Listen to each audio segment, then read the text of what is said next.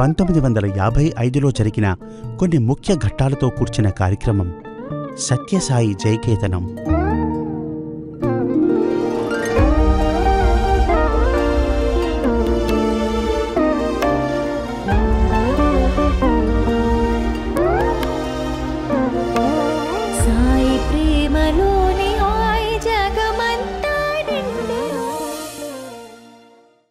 సముద్రంలో ఉండే నీళ్లు రుచి తెలియాలంటే సముద్రంలో ఉన్న నీరంతా తాగాల?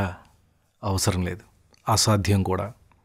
స్వామి ప్రేమ మహాసముద్రంలో తీయదనం చవి చూడాలంటే 1926 నుండి ప్రతి సంవత్సరం భక్తుల అనుభవాలు విన్నా ఒకటే, లేదా కళ్ళు మూసుకుని 1955 అలాంటి ఏదో ఒక్క సంవత్సరంలో జరిగిన లీలలు విన్నా ఒకటే. ఎందుకంటే మధురాధిపతేరఖిలం మధురం. 1955 జయనామ తెలుగు సంవత్సరం. సంయోగ వియోగ సంకర్షణాత్మక మహోత్తార తరంగ సాగరమైన ఈ జీవిత కురుక్షేత్రంలో అర్జునులమైన మన ప్రతి ఒక్కరూ విజయులమై జయాన్ని అందుకోవాలంటే ఆశ్రయించాల్సింది, అనుసరించాల్సింది మన సాయి కృష్ణుణ్ణే కదా. ఓం భూర్భువః స్వః అంటే శరీరం, మనసు, ఆత్మ. క్వార్టర్ ఫైనల్స్, సెమీఫైనల్స్, ఫైనల్, ఇలా 3 రౌండ్స్లోనూ ఎక్కడా నాకౌట్ అవ్వకుండా స్వామి వెంటనే నడిచి ఛాంపియన్స్గా నిలిచిన భక్తుల కథలు చూద్దాం. మొట్టమొదట తెలంగాణకు చెందిన శ్రీ ధర్మా జగపతిరావు గారి కథ. ఒక్క పాదసేవ అనుగ్రహించి వారిని ప్రతి 15 రోజులకు ఎడతెగకుండా బాధిస్తున్న తీవ్రమైన జ్వరాల్ని రూపుమాపారు స్వామి. దేహంపై విజయం. ఇంకో శుభదినాన ఆనాటి హైదరాబాద్ ముఖ్యమంత్రి అయిన డాక్టర్ బూర్గుల రామకృష్ణారావు గారి కోసం విభూతిని సృష్టించి వారి ఆరోగ్య స్థితిని కాపాడి అపెండిసైటిస్ని లయం చేశారు. ఒకే అద్భుత చర్యలో సృష్టి, స్థితి, లయ. ఆహా! దేహంపై మరో విజయం. ఇక కస్తూరి గారి కుమార్తె శ్రీమతి పద్మమ్మ గారికి వారి భర్తకు సంసార సాగరాన్ని కలిసి ఎలా ఈదాలో కౌన్సిలింగ్ ఇచ్చి మానసిక స్థైర్యాన్ని ప్రసాదించారు. స్వామి రాసిన జాబులు, స్వామి నామస్మరణ సాయంతో వారు శాంతిని పొంది మానసిక విజయం సాధించారు.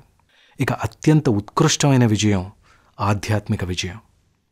శ్రీ రమణ మహర్షి గారి శిష్యులు 85 సంవత్సరాల వయసున్న శ్రీ అమృతానంద స్వామి గారు ప్రశాంతి నిలయానికి వస్తే ఆయనకు స్వర్ణ గణపతిగా దర్శనం అనుగ్రహించారు స్వామి. ఎందుకో తెలుసా?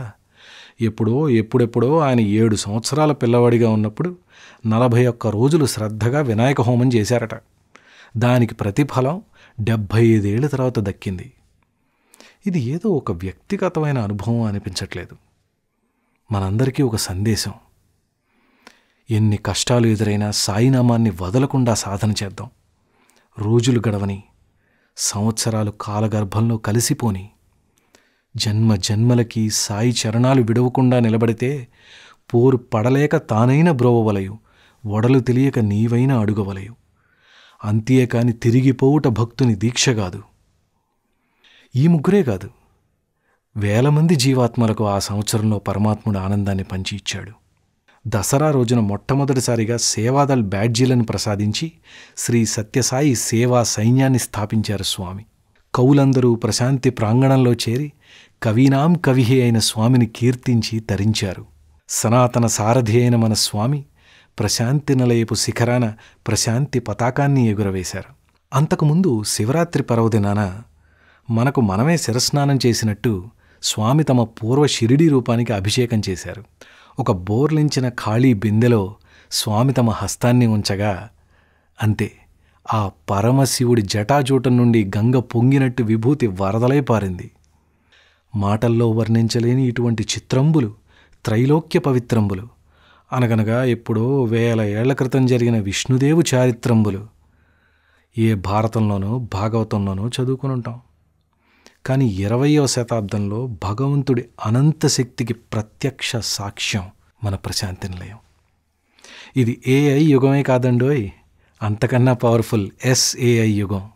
ఈ ప్రేమను అనుభవించిన భక్తులందరినీ పరిశీలిస్తే మనకు ఒక విషయం అవగతం అవుతుంది. వీళ్ళు కేవలం స్వామికి దేహరీత్యా సంబంధీకులు మాత్రమే కాదు, ఆత్మరీత్యా బంధువులు.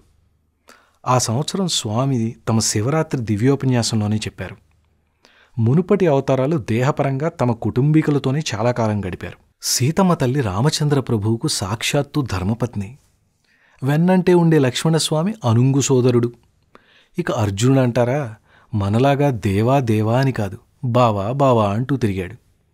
కానీ మన సత్యసాయి ప్రభువు లెక్కలేనంత మంది భక్తులకు, సాధువులకు, సాధకులకు సొంతం. అంతమంది ప్రేమ కథలను చదవడానికి ఎన్ని జన్మలు కావాలో గాని 55 డిసెంబర్లో స్వామి రాసిన ఒక్క ఉత్తరం, ఒక్క లైన్ చదువుదాం.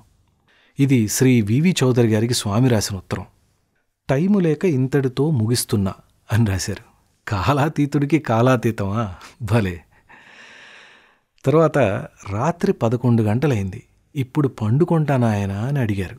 తెలంగాణ రాష్ట్రంలో 7-8 ఊళ్లకు పైగా వెళ్ళి ఎంతోమంది ఆర్తులకు, అర్ధార్తులకు, జిజ్ఞాసులకు బాధలు తీర్చి ఆనందం పంచిచ్చి రాత్రి కూర్చుని లిటరల్గా 11th అవర్లో ఇంకొక్క భక్తుణ్ణి ఆనందపరచడానికి ఇంకొక్క జాబు రాసిన వైనం. ఇదిగాక సౌభాగ్యం, ఇదిగాక తపము, మరి ఇదిగాక వైభవం ఇంకొకటి గలదా?